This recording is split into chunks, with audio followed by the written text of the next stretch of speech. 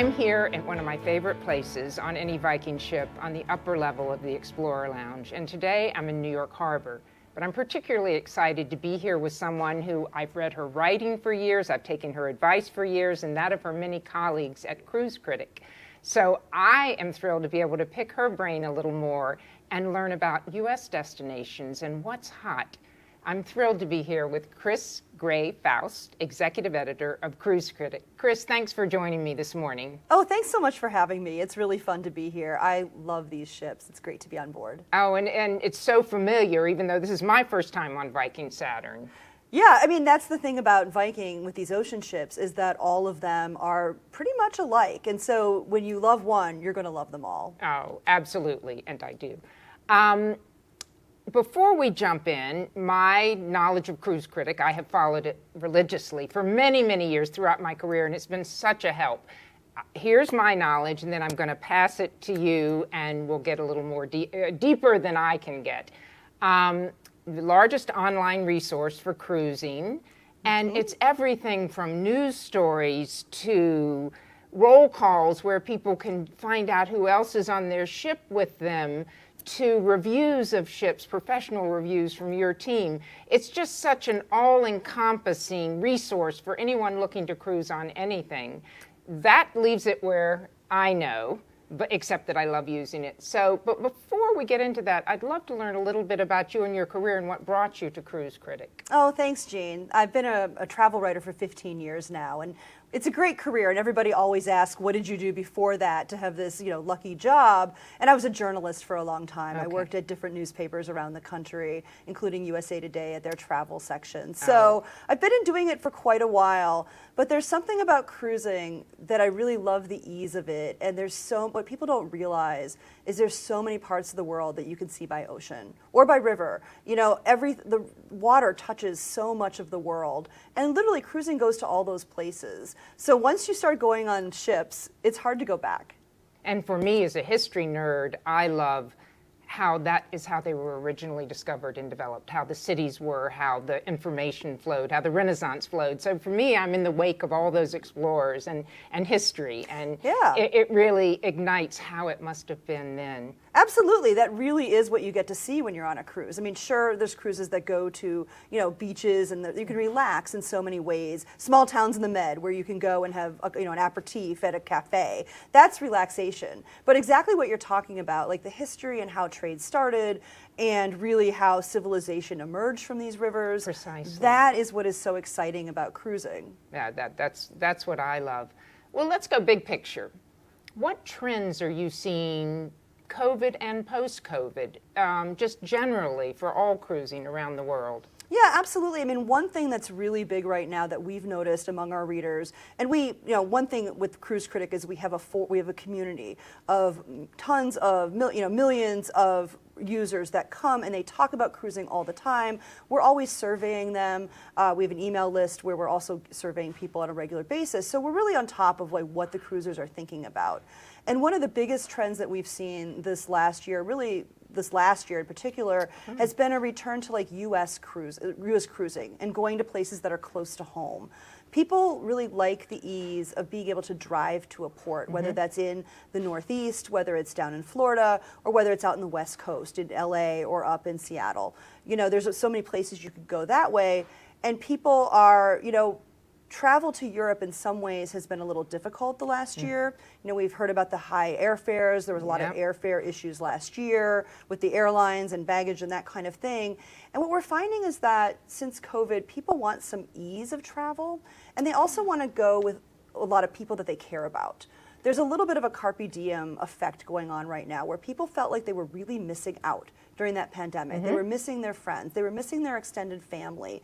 And cruising is a great way for people to all get together on a ship and enjoy and see the world and make up for that lost time. And that is something that really, again, I think it resonates with everybody, but particularly what we're seeing in cruising with our readers. That's interesting because during COVID, certainly that was what everyone was thinking, is that U.S. cruising would be the first thing hot and everyone felt secure not leaving the borders. But you're saying it's continued and we're seeing it grow. Absolutely. I mean, again, airfares to Europe are somewhat expensive. It's just more convenient sometimes to gather your family or friends here in the U.S. And so I do think that ease is really what's driving a lot of this interest. Well, as someone who hasn't traveled much in the U.S., it's exciting to me, and we'll get into specifics. You mentioned that you do surveys. What other methodology? I mean, I know you follow carefully all the comments. What methodology do y'all use to sort of assess where next hot destination is, or what is really growing in interest? Yeah. Well, you can book cruises on Cruise Critic, and so we're also surveying that data and being able to sort of extrapolate where the interest is right now. The best data. Yeah, exactly. I mean, what we're finding is that people are interested in cruising at this point all the way up till next year, spring break. That people are booking in advance, that far in advance. And so, coming out of the pandemic, there was a little bit of people were a little tentative. They weren't quite jumping into it. Now with cruising, people are back in there. They are back out there. They're ready to go to explore their bucket list destinations and these places closer to home, just really to gather with people in a comfortable way to travel. I love it because you really do have the breadth of cruising to assess from the booking, the comments, and there's just no other resource that could give us a window the way yours does. Oh, thank you. Oh, no, I love it. I know that in my whole career, it's always my go-to resource, so that's why I'm thrilled to get to meet you and hear more about it. So let's discuss specific U.S. destinations, what you're seeing, and what excites you about some of the U.S. destinations you're seeing interest increase in. Sure. Well, one thing, here from New York, you can go to a couple different destinations. I mean, it's not really in the U.S., but you can go to Bermuda from here. That's a popular destination from New York. But there's more itineraries that are going up to Canada and New England. And one thing, everybody's always thought about Canada and New England for that fall foliage. Of course. But what people aren't realizing is that that is a fantastic destination to go to in the summer, because the weather is perfect. All the lobster shacks and all those great New England towns now are you're open. talking my language. Right, exactly. Everything's open. There's things you can go out in the water and it's not quite as chilly. There's some water sports you can do in these small towns in the summer that you cannot do in the fall. And so what's happened with Canada and New England is it's really become an all-summer season as opposed to just that fall foliage. And that's really exciting to see because these towns are glorious. I mean, Halifax and Nova Scotia is just, there's so much to do up there. It's so beautiful. much history. Exactly. And usually a lot of these routes go from New York all the way up to Montreal and Quebec, so you're getting a little bit of that French-Canadian atmosphere, which also is, a little bit foreign for people, but not too hard to negotiate. That kind of thing. And there's whale watching. There's so many different activities that you can do on this Canada-New England trip, and I love the fact that people are seeing it in the summer. Oh, I think that's fascinating because fall foliage was the go-to, and you're right. It is expanding. In fact, I'm heading on the full Great Lakes to all 5 Great Lakes in 2 days, which I'm embarrassed to admit I've never seen Niagara, but all the way to Thunder Bay.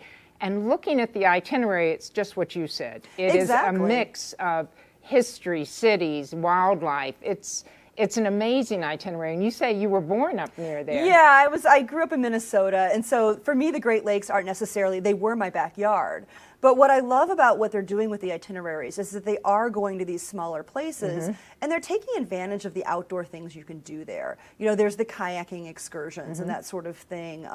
There's hiking that you can do. They're leaning into Native American history too, which I also love. I love that we're learning more about indigenous history here in the U.S.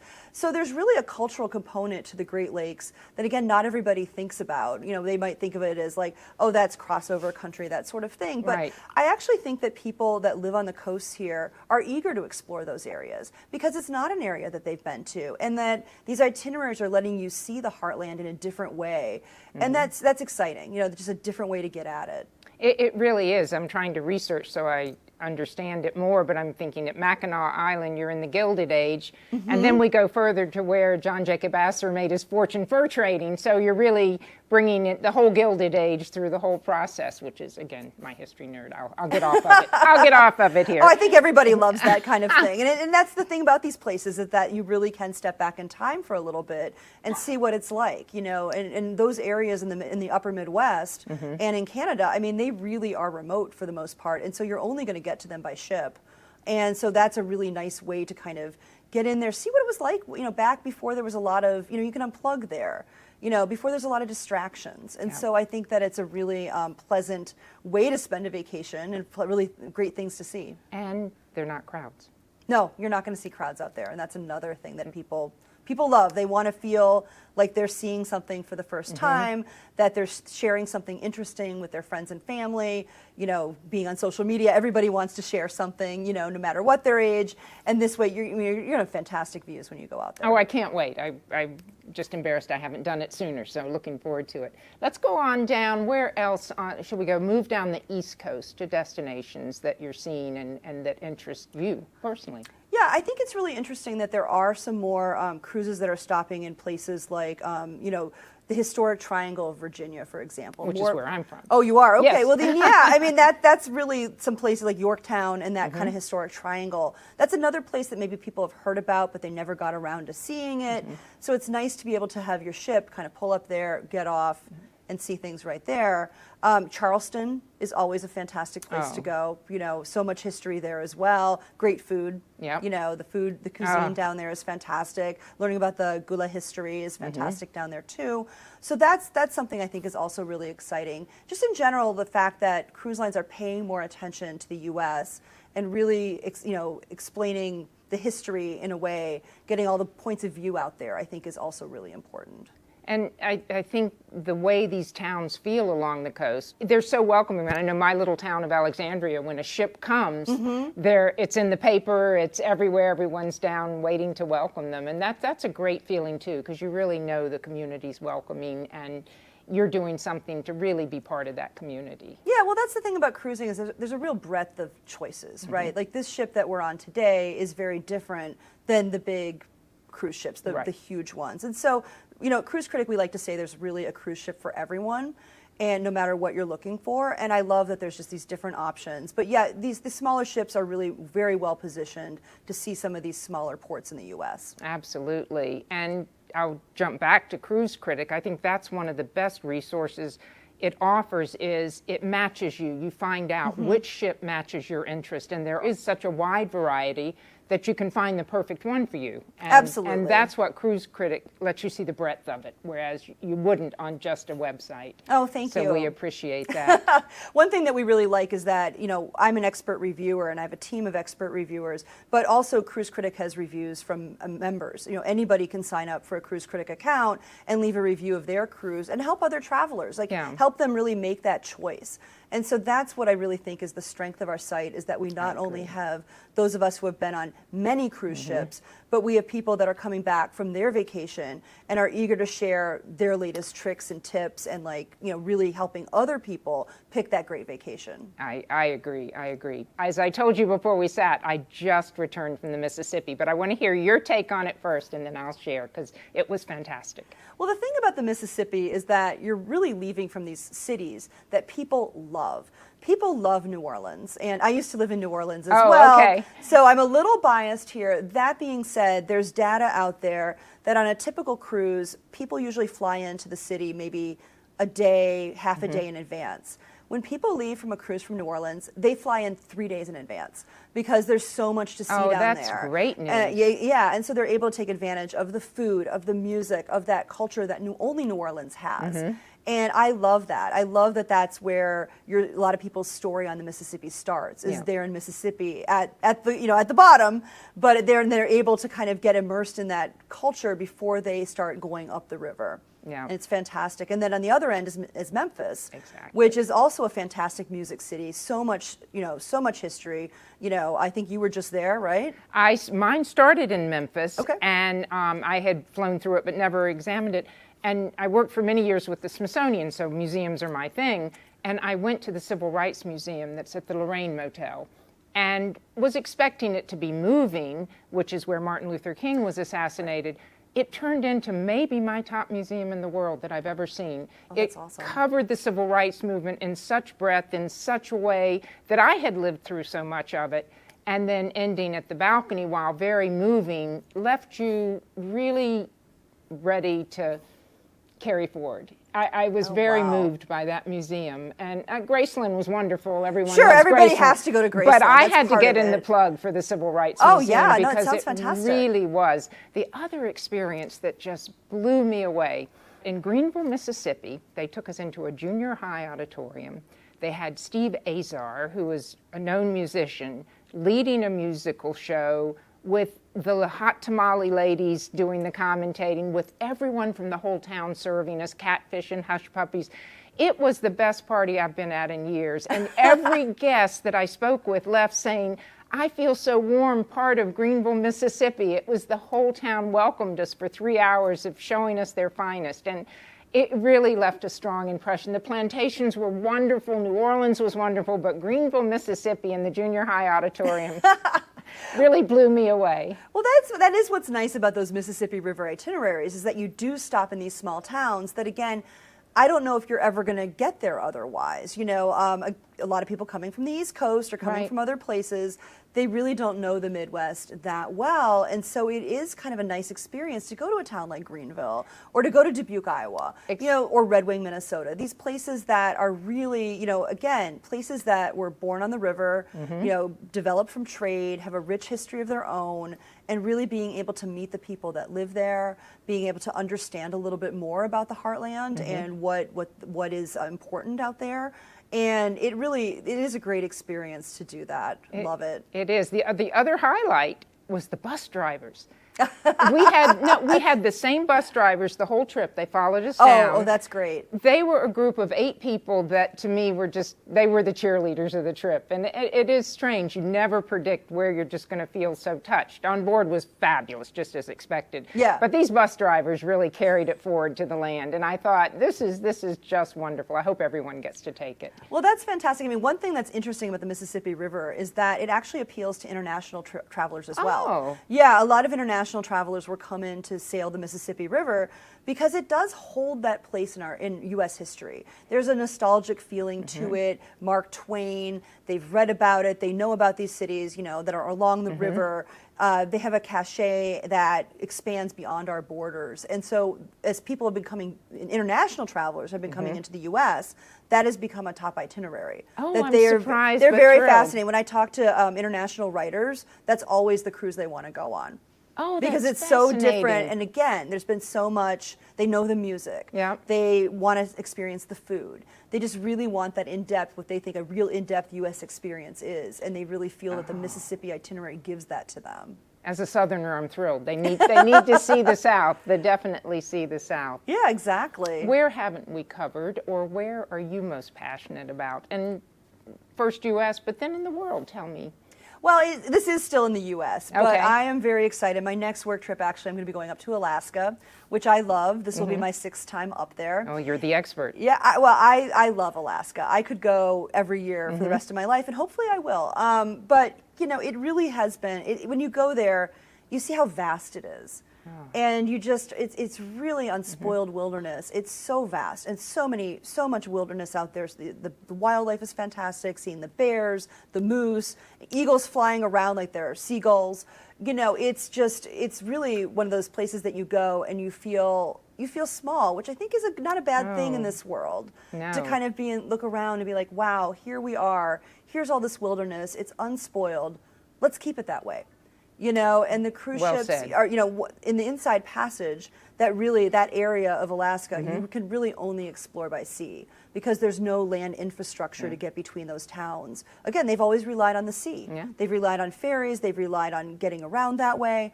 And when you're in these small towns like Sitka, they are just so interesting and unique and quirky. There's always a quirky bookstore. There's always the great craftsmen who are there. There's the Tlingit culture, which is also fascinating, you know, the native culture. And so when you go to Alaska, it's so much more than I think people think glaciers and whales. And Right. you do get all that, and that's fantastic. But again, what you're going back to with the bus drivers, it really is the people that you meet. And Alaskans are a special type of person. It takes a special person to decide to move to Alaska and make their life there. And when you meet people, when you're on your excursions, when you're in town, you really get that sense. And it's just fantastic. It's amazing that it's part of the U.S. It feels that different. Your passion comes through so strong. It's just making me want to be there. But it is, I mean, your passion is so real. And that's what I love for all cruising. Yeah, thank you. Any international you want to mention, anything as we close out? But I mean, the thing is that there's what's happening with cruising in general. I mean, things are back, and so really the world is back open to people, and that's what's really exciting right now. There's cruises in Asia again, for example. The Australians are out and traveling around, and cruises are back there. I'm going to Tahiti for the first time this year. I'm very excited about that, to explore that culture. Really, going back to what I said in the beginning. The oceans in the world touch so much of everything, and with a cruise, you really can see everything you want by sea, and it gets you there in comfort. It gets you there with the ease of only unpacking once, and you're just letting the world come to you as the ship does all the work, right? That is the answer, yes. And so I've just been so excited in my 10 years at Cruise Critic to be able to really explore this way of seeing the world and use it to its full advantage, and really be able to tell people about all the fantastic places they can go, all the things they can see, and really how to sit back and let the world come to you when you're on a ship. Oh, I love that. Let it come to you. Exactly. It is perfect. Well, I agree 100% as just someone who adores cruising. Now, I feel that most of the cruising world is on Cruise Critic, but for those few people in the world who aren't, could you just give us some of the details, how to get on it, and just some of the, not the boring details, but to make sure they can find this wonderful resource? Sure, it's www.cruisecritic.com, and I encourage everyone to sign up for our email list. That way you'll get all the latest deals, tips, articles, anything about cruising that you want to hear. You'll get it in your inbox. You can also join our forums, where if you've got any question about your cruise coming up, someone will answer it. And that's also what I love about our community, is just the power of people helping each other plan that perfect vacation. That is perfect. And they'll see your review of the next Alaska and Tahiti, perhaps? Absolutely. It'll be right there. I will be looking, and I'll share on it my Great Lakes. Absolutely. Please do. Please leave a review. I shall. Well, this has been a real treat for me, because I've been reading you for years, and now I've met the source of the direction I've received, and it's been excellent. So thank you, and thanks to everyone at Cruise Critic. They're a fabulous team. Oh, thanks for having us on. Appreciate it. Let's go explore New York. Sounds good.